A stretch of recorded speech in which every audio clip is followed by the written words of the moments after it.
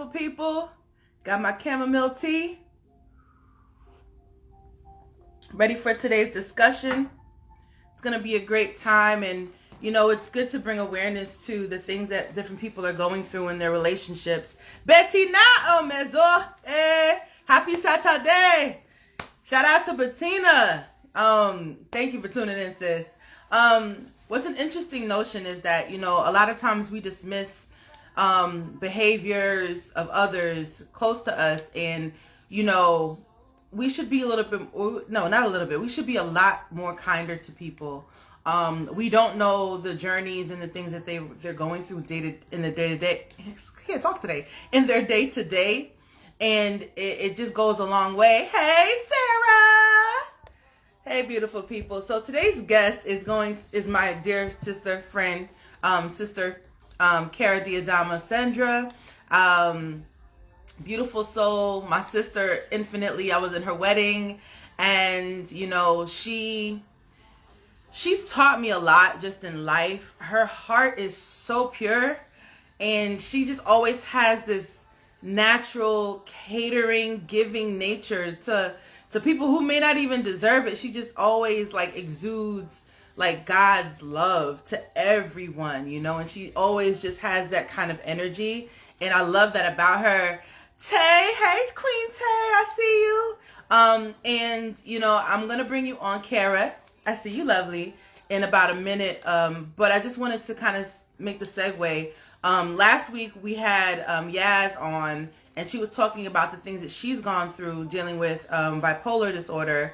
And it was a very beautiful conversation because, again, we just see people and we really don't know their stories. So, again, it's understanding the perspectives. So, Cara, I'm really excited to have you. And I see that, yes, Sarah, I see it. I'm about to add you on, and we're going to get into this conversation. And again, the topic is dealing with mental health in relationships, part 2. Hey, beautiful. Hello. How are you? The blue is smashing, darling. Oh, thank you. You're welcome. You're welcome. Back up a little bit. Can you see me good? Yes, You look beautiful. Thank you. Thank you. Spread a little love. Manifesting my husband. Let me stop. So I do want to delve into the conversation, but before we do, I want you to introduce yourself to everyone.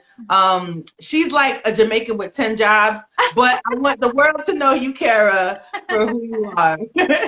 Thank you so much for just letting me be a part of this. Mental health is so important, and I'm just so grateful to be here. But my name is Cara Sendra, and I'm an artist. I met Erica on set about, 12, 15 years ago. Is that showing our age? On that Monica video, no shade, but they had us on set for a hot minute and want to give us one bag of Lay's potato chips for 25 people, but it's in the past. It's in the past. Yes, but it was such a great experience because we became best friends through that, and she was a part of my wedding, which was incredible. And so I was married 4 years ago, and my husband has bipolar disorder, OCD, and ADHD. And it's been such an interesting journey learning about mental health from his perspective. And I'm excited to talk about it, to get into it, and hopefully today it will help other people. So I love that, and this is what it's about. But let me just say this. I've been to a few weddings. Let me tell you, Cara's wedding was lit, okay? That wedding, listen, she being modest. I don't care. Listen, that's one of the best weddings, if not the best wedding I've ever been to. From everything from the live musicians, they had a live drummer. Listen, it was worth it, honey. It was worth it. Thank you so much. It meant so much. And I was glad that I was able to share that part of your life with you. So we're going to go ahead and get into the conversation. How did you and your husband meet? We actually met at Hillsong through a mutual friend almost 7 years ago, which is so crazy. And it was like an instant connection for us. We started to become best friends, and we just knew that we wanted to be with each other. And he's the most incredible person. He has a heart of gold, and he just loved God so much that I'm just so grateful to be his wife. That's so beautiful. That's beautiful. What's one of the first things that you noticed about your husband that made you love him? One of the first things when you guys met? He was so transparent. Like he literally was like, I don't want to scare you, but you know, I've had a troubling past, and God changed my life when he found Christ, which was like about 5.5 years ago. And I couldn't believe his testimony when he told me. And from that moment on, he had just such a sense of heart and purpose and drive, and that's what made me fall so in love with him. And he also has so much charisma and personality. He will like talk to everybody. He's so funny and so charismatic. He really is. And I love that part, because I want to touch on that. I think for the ones of us who are single and still waiting for that wedding day, there's this false notion of when you meet, it's going to be perfect and it's going to be the best thing ever. But people come with flaws. People come with baggage. No one's perfect. And when he told you that, when he was opening up to you and being transparent with you, how did you process that? Did you go to God and be like, okay, this is not me, this is all you. Do I take it? Or I'm just talking about just in general with what he expressed to you with his past and all of that. Because again, this is an opening up phase. Relationships, love, all of that. You can be soulmates, but you still have to get to know each other on the earthly realm. So how did you take in and digest what he was expressing to you? Honestly, I was so grateful, because I'm like, wow, God completely transformed your life and saved you. And I'm like, and now you're here being able to talk about it. So I felt honored that like he wanted to share his testimony with me. And from that moment on, I just knew that he was so real, that he was so different compared to other men, because most men don't like to share about their feelings and about their past. They like to keep it closed in, but like he was so open from day one. And I think that's what really made our relationship so special, is because like we blossomed into such a beautiful friendship. And we knew that we loved each other so much that my husband literally wanted to propose 6 months after we started dating. But my mom was like, you got to wait at least like 2 years. Because, you know, my parents, unfortunately, they're not Christian, but they one day will be. But yeah, I mean, we just knew, just being able to develop a friendship, I feel like that's so important. And just having God in the center of it means everything. I agree. I really believe that when you have, I mean, for those of us who've had relationships in the past and we didn't do it, we weren't spiritually mature enough to understand the divinity. Like, I do believe, and I agree with you wholeheartedly, that it's so important to keep God at the center and just keep your relationship as sacred as possible, you know? Because one of the biggest things too is that people always have an opinion. People always have something to say about another person's relationship, whether they're single or they're in a relationship, because there's this false sense of reality for some people that, you know, even if they're married, the fact that you might be uncertain about something that your husband might have told you, if you share it to them, it's like, with them, it's kind of like, yeah, I'm married, but I don't want you to be happier in your relationship than I am in mine.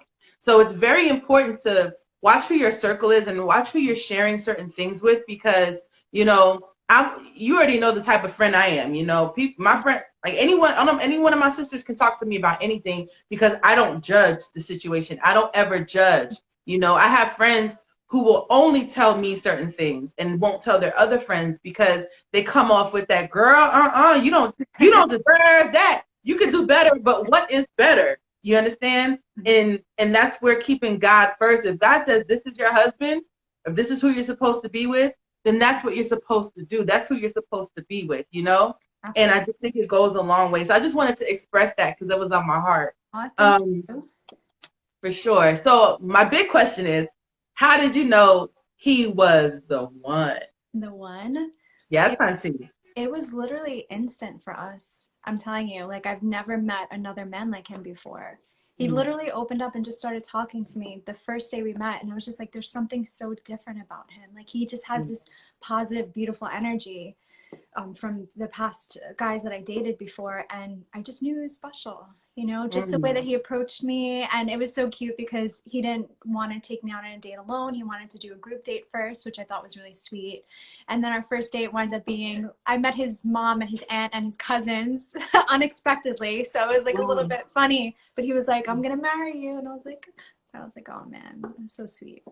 We just knew. I think that's so interesting because how you said, like, he knew he was going to marry you. And I always find that so interesting. Men know, they know who they want to be with. They feel it, you know? And I just think that's a beautiful story. So the angels were singing in heaven. Did you have the red carpet? You got the red carpet? We did. We totally did. It was honestly the best first date I could ever ask for. I've never experienced that before. Just being able to meet his mom is so beautiful, such a wonderful woman, and so is Aunt and his cousin. And I just felt so lucky. I was like, oh gosh, like this is so nice to be able to meet your family on the first day. That's incredible. Right. And that goes for character too. Because most guys wouldn't do that on their first, whether I mean, for whatever it's worth. And I mean, of course you made a great first impression, which is a good thing too, you know? And that goes a long way. So I like that story. I like that. Thank You you. know? It's beautiful.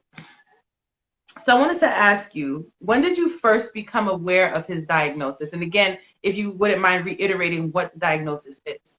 Sure. So my husband was actually diagnosed 6 months after we got married, and Mm, we never lived together before, and we mhm, never went away together before.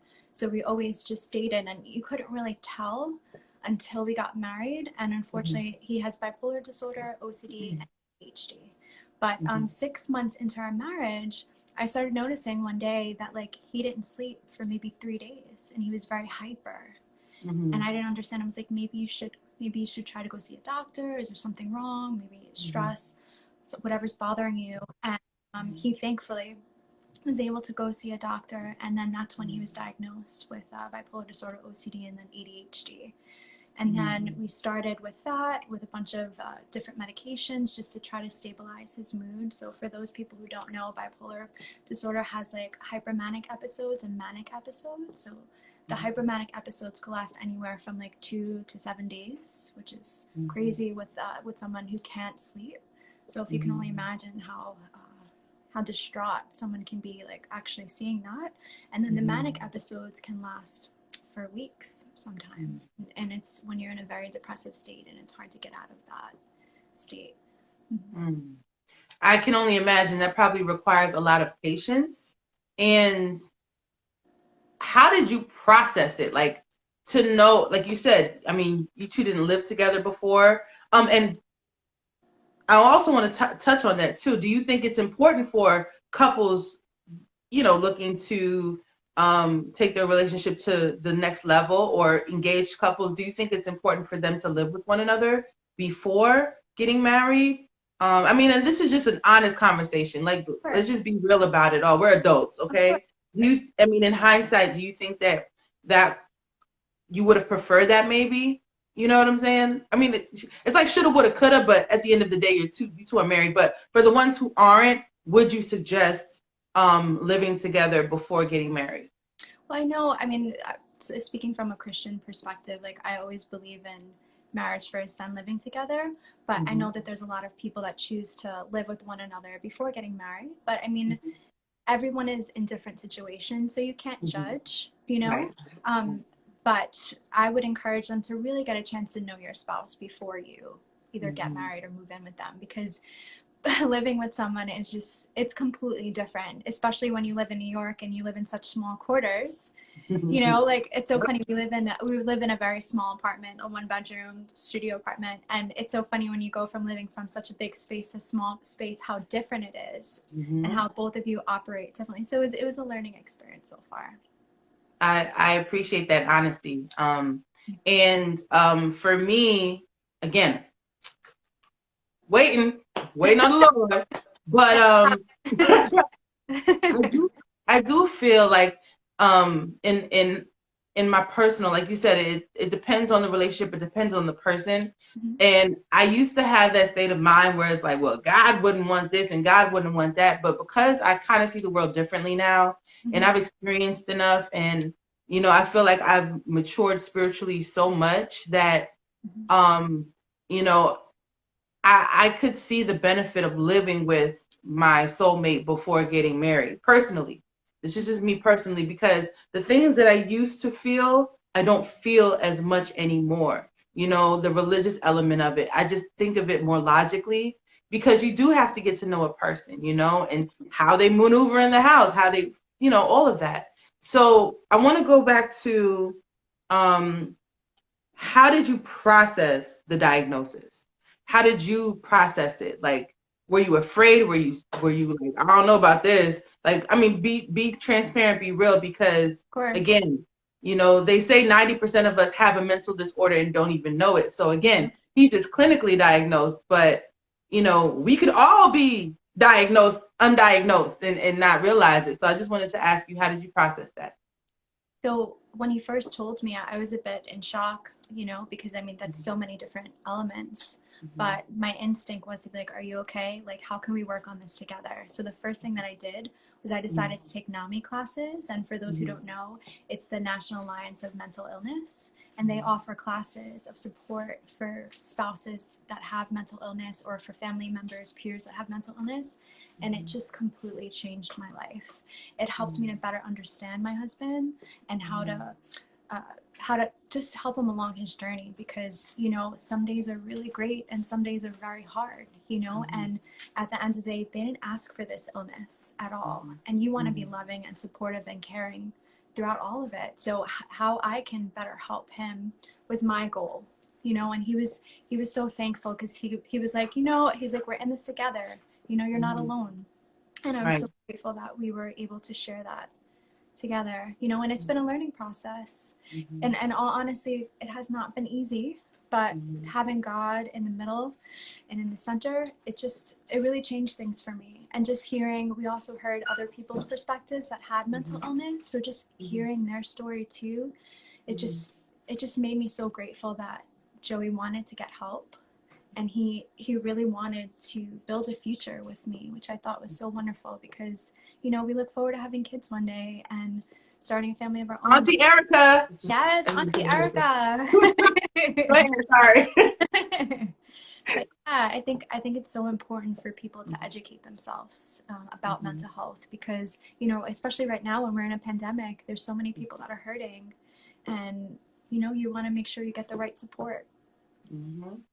I agree wholeheartedly. I just want to take a little stop and say welcome to everyone. Karina, Tay, MJ, I see you, and everyone else who's tuning in that I may not know. Welcome, welcome, welcome. And if you have any questions for Cara as to how to handle being a spouse of someone who has a mental diagnosis, feel free to ask them in the question box, please, because I don't wear my glasses on these lives I and got I want to be able to see and read your questions. So again, if you have any questions for her, use the question box.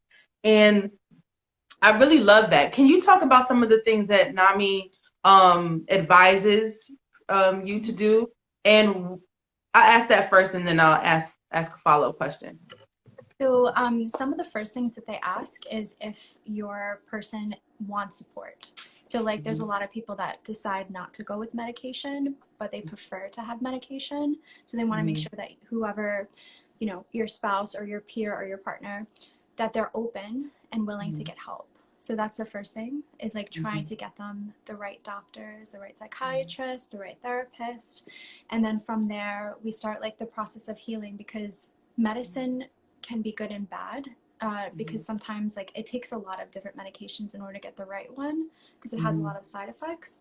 So they talk about medication a lot, and they also talk about how it's important not to get down on them for certain things Mm-hmm. that they do. Like for example, with OCD, you know, it's hard because some people want things so neat, and if Mm-hmm. you're not a neat person, or like if you put something in a different space, like it, you don't realize that that triggers their mind and that gets them upset and stressed. So it's just being aware Mm-hmm. of your partner and how to help them. So it's kind of like taking your own space and Mm-hmm. rearranging it. And I know it's hard to think of it like that, because it's a lot of work, but once you realize that this can actually help someone, you would do it. And they also talk about how to be supportive and loving throughout the process, because especially it's very hard, especially when my husband has like hypermanic episodes and he doesn't sleep for a few days. He's constantly going, and it's hard sometimes because I don't get sleep, you know. And it's like, how do you function when you don't get sleep? But then you realize, like, if you talk in a calming voice, if you're not conflictive, then at least it prevents him from being more stressed out than he already is, and just providing a calming atmosphere is really important as well. So I try my best to be as supportive and as kind and as loving as possible. So not And I only love that. Go ahead. I'm sorry. No, I finish it. highly recommend I took a 3-month course, and it was just amazing. I'm so grateful. Changed my life. That shows just the type of support that a spouse should be, you know, the type of energy that they should have, because it's like, well, that's your problem, that's not my problem. And I'm glad that you don't have that kind of personality or energy, because again, if you're in this thing together, you have to get through it together. And I wanted to ask a real question. The bad days, you were talking about there are good days and bad days. On those bad days, do you ever get scared? Do you ever like want to just throw your hands up? Like, what's the honesty behind those bad days? Because again, we can only look at you can only look at your husband or a friend or family member who is clinically diagnosed and be like, oh my God, you know, I'm just being honest. How do you handle those bad days? Do you just want to leave the house and like let them cool off? Do you force medicine down their throat? Like, how do you handle that? For me, I know some days are, like I said, harder than others, but I need to make sure that I'm okay. So I usually go for a walk to try to calm down my nerves, and then, you know, just try to get in my own space so that I'm able to be as supportive as possible to him. Because, you know, sometimes you get stressed when you see these certain situations, especially like a hypermanic or a manic episode, because it can last a very long time. And, you know, you get frustrated sometimes because you could be vacuuming at 3 o'clock in the morning and you're trying to sleep, and you say to yourself, wow, like I just wish I could get some rest. But it's also really good to get a support group and a therapist for yourself, because you need to make sure that you're mentally okay in order to help someone else. So I highly recommend that for those who do have mental illness for a spouse. But for me, I really seek God in everything, because I know that I would not have the strength that I have without him, you know, and it's because of him that I feel like I'm so strong, and I feel like I've been able to, throughout the years, deal with it in a different way. You know, I feel like I've been more gracious and kind. In the beginning, it was really hard, but now it's getting better, thankfully, and he's getting better. So that's all I could, you know, that's all I could be thankful for. So. Right. That's a really honest. And when I was talking to Yaz last week, she did say something that was very interesting. You know, it really triggered when you spoke not too long ago about just, you know, what they go through and what they're dealing with internally, because there comes a point where I know the NAMI, you know, group was saying to you that, you know, it's almost like appeasing or giving into what they're going through, because one, you don't understand, and two, to calm them down, you know, you just kind of got to give into them. But where is the accountability factor? Because I say that to say Yaz was very, when I asked her that question, she made a conscious decision to like forcefully change some of her negative thoughts, forcefully decided to take medication and tried, you know, meditating, incense burning, just things to kind of calm her down. And do you feel that your husband does take accountability in the moments where he's having a moment? Because it's a fine line when someone has an illness of any sort. It can easily become, I need help, or cater to me. And it's just an honest question. And how do you feel that you would differentiate that line, or what's that the line in the sand for that? Is it I'm catering to you, or I need somebody to cater to me, or I have to be accountable to take my meds, watch my temperament, practice what they told me in the group, you know, like what is that like for him, or your perspective for him? Actually, my husband has been great when it comes to getting support for himself. Like, he holds himself very accountable for his actions, and he knows when he's going through an episode. So he will actually be so sweet, and if he knows he's feeling very hyper, like, he'll go for a walk so that I can try to get some rest. Like, he honestly, he is just so incredibly caring throughout Mm-hmm. all of this, even when he's going through it. And I'm so Mm-hmm. grateful that he decided to get help to better himself. So, like, he's on medications. He's been on medications for a while, and he does seek a therapist and a support group because, you know, it's nice to know that you're not alone. So I feel like I'm grateful that he holds himself accountable and that we work as a team together to both help him and myself. So it's great. Mm-hmm. I love that. How does your family support? Like, I mean, it's you two, but how do your parents support you in this? How does your sister support you in this? How do they support you in the midst of your marriage? My parents and my sister have always been super, super supportive. Mm-hmm. I know my parents they don't really understand like the differences of mental illnesses, but they know that I'm trying to do everything that I can to help and support him and be there for him.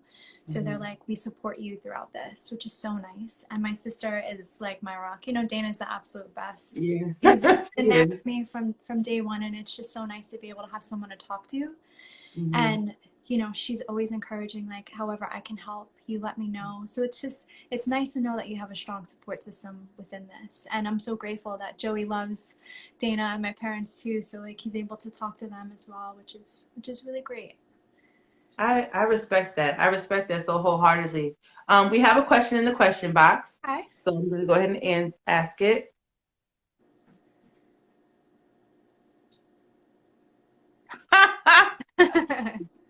MJ, you rock. She said, why are we the goats? Listen, Aw. shout out to God. Yes. That's a great question, MJ. Thank you for that. Thank you so Yeah. much. I Yeah, appreciate it.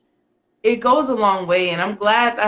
Hopefully this touches someone, because again, we don't know the things that our significant others are going to come to the table with. Again, for us single folk, it's not going to be ice cream with a cherry on top. Oh. There are going to be things that we're going to have to go through, and I'm a strong believer in the healing, the internal healing and the growth before your spouse comes, or as much as possible, because there's always levels to grow in. Before you two got married, you didn't have this growth to go be to develop, and now you're developing this part of your marriage, this growth element. And once this is mastered, you go on to another thing and another thing and another thing. So I really believe that it's all about like the self-awareness of it, to prepare yourself, or prepare all of ourselves for a single folk, to realize that we have to be strong within ourselves first, regardless of what our spiritual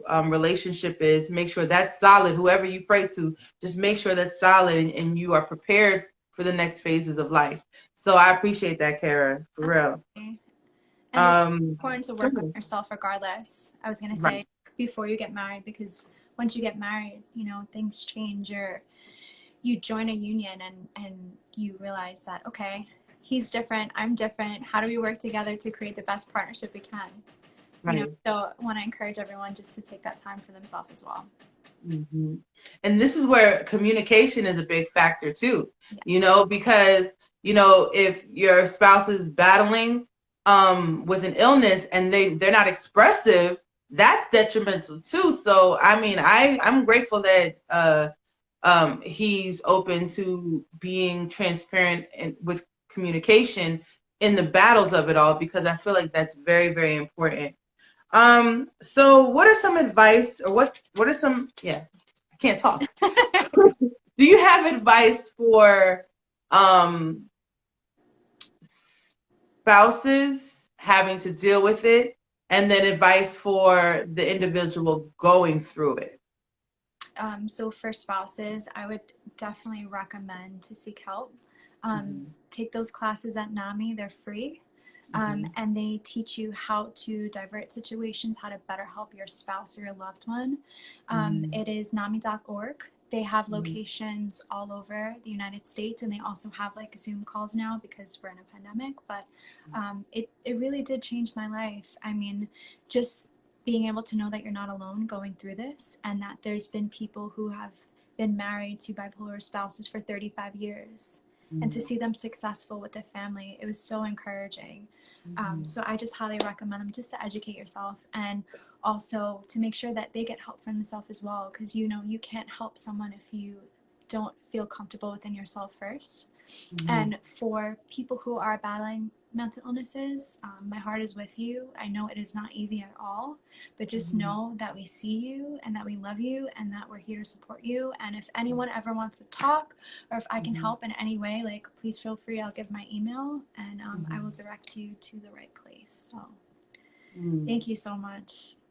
I love that. This is a beautiful conversation. And again, if anyone else has questions, feel free to put them in the question box.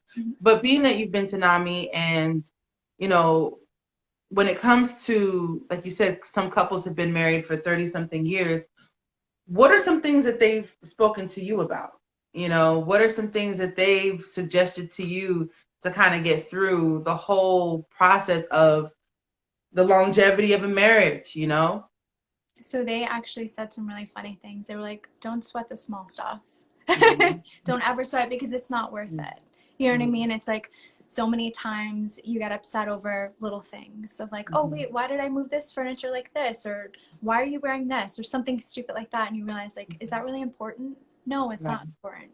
Like, focusing on your communication and focusing on your marriage is what matters. You know, those are little things that you don't need to worry about. And it's really funny. So I won't say her name, but so she's a counselor at NAMI, and she actually has been practicing for like 20 years, which is incredible. And she said that in the first 5 years of her marriage, it was really hard for her because she actually, like, her husband didn't know that he had a mental illness, and like his behavior was erratic, and unfortunately, like, it took a really bad turn for them in order for him to get better. And it was just really encouraging, because once he decided to get help, then their whole relationship changed. So it's like, as long as you're loving and supportive and you're able to help them through their journey, and they're looking to get medication or just a therapist or anything in general, I feel like it really changes things, you know? So I'm just grateful for their support. They're incredible people, and I would not be here if it wasn't for them. So I feel very positive and hopeful, because they literally changed my life. So I'm really grateful. And you know there's hope. And I actually was reading a study on diet and mental illness not too long ago. And we've all seen those commercials, you know, take the medicine, but the medicine might cause you to be, you know, have more depression and be suicidal and all of these different things. And I'm like, well, why would you give somebody this type of medicine? It makes no sense, you know? But what are the trials like when you go through different medication? Like, how long do you test them for? You know, if I mean, because again, he's in his world internally, but then you are looking into his world. So do you two talk about, like, okay, this medication is not for you because I don't like how it's making you feel, and I'm not going to be dealing with this, so go back on what you used to take? Or do you notice a change in temperament and personality when it comes on to the style of cooking that you do, or the things you choose to have in your house? I mean, there are studies for everything, but I like to read on all avenues, because I do feel that it's important. Because, like, even when you talk about kids with you know, who are autistic and those kind of things, there's like the autistic diet, you know, things that'll help the kids become a little bit more centered. So do you think that's important? And let me know. Yeah, of course. I mean, I think diet and exercise is important, not just for a person with mental illness, but for everyone. You know, it helps the mind, body, and spirit, and that's what's important. So with my husband, it was a bit of a process, because they tried different medications that altered his mood. So it took a little bit in order for him to find the right one.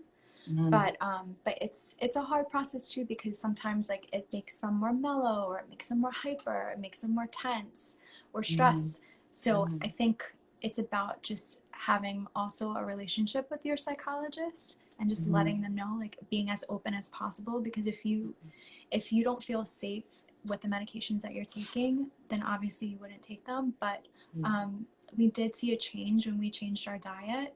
We started, I think it was 2 years ago, we started eating more vegetarian and not as much sweets and like hard, bad foods. But we definitely see a change, and it's hard because my husband has a sweet tooth. He eats so much sweets, but he has been eating more healthier now, and we do see a change. And even taking a walk and exercising, like it really helps the mind. Especially Right. for someone who have racing thoughts like bipolar disorder or different mood swings. Like it really does help. So Mm. yeah, it's a journey. Mhm. Medicine is not always good. But we're thankful that we do have medicine to help. Right. And I think that goes a long way. And I appreciate that honesty too. Because Mhm. Kara's been like, girl, you should go vegetarian. I'll be like, You're like, nope. listen, like it's funny though, because I did say this last night. I swear. I said my palate has been changing because I know you guys saw me with the tea earlier. I've been doing a lot of cleansing and fasting and preparing my mind and body just for a better lifestyle and Mhm. not allowing food to control me. But I'm for very me proud to of you, by enjoy the way. it, you get me? Huh? I said I'm very proud of you, by the way. You look amazing. You lost so much Thank weight. you. Thank Your you, skin honey. is glowing. Thank you, honey. Love Thank you. I it. appreciate it. I really do because it's not a journey, but it's the awareness. Regardless of whatever we're going through, that it's a self-awareness to be like, all right, I gotta do better. Yeah. So I'm not gonna lie to you. My palate for meat is not as strong That's good. as it used to be. Hmm. So when I was talking to Tevin on Single Saturdays, I was like, he asked me what my favorite food was. And I was like, if you would have asked me this 2 years ago, it would have been like oxtail and rice and peas. But now it's like, I actually said pineapple rice, Thai food, pineapple rice. Really good. Yes, but I know my palate is changing because I've literally been doing fruits and vegetables, and it does make a difference. You feel cleaner, you feel more whole, and Definitely. they say most of us aren't getting the as much nutrients and minerals and all the healthy things that we need. So I can see the benefit of that in change of diet as well. And 4 years is a long time. Y'all almost at the 10-year mark. Yeah. You got to get through it, but I really commend it because, it just shows proof that no matter what your spouse is going through, if you're choosing to stay in the relationship and both parties are willing to put in the work to become better and to be more solid for one another, I think that goes a very, very, very, very long way. Again, it could be anything. Happens to be a bipolar disorder situation, but it could be the person is horrible with money. It could be a multitude of things. Regardless of what it is, just know that if God says this is a person for you, you too will get through it. So I commend you, Cara, for just being bold enough to talk about your experience and your experiences as a spouse. And if you have any questions, ladies and gents, feel free to put them in the question box. But I do kind of want to wrap up, Cara, and I know you talked about giving advice, but is there anything on your heart that you want to share that you didn't have a chance to share with your situation? Yes. I just want to encourage you, like, if you're in a relationship with someone that Mhm. does have a mental disorder, um, just to really take a look at yourself and know that you're able to help them, Mhm. just by being loving and supportive and caring. You Mhm. can you can change someone's life.